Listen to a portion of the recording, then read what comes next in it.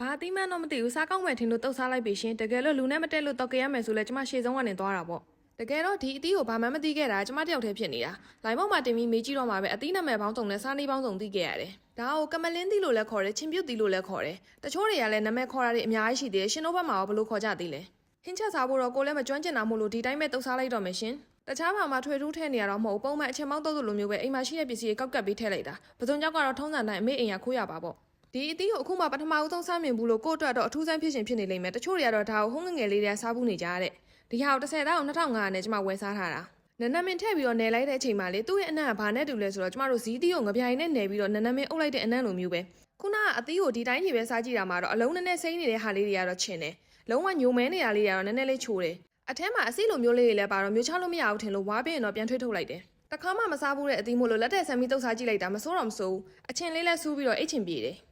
အသီးနာမည်ကတော့အခုချိန်ဒီဘဲဟာအမှန်လည်းမသိလို့အသီးနာမည်သိရင်လည်းပြောခဲ့အောင်နော်စောင်းနေချစ်ပေးလို့ကျေးဇူးပါဘိုင်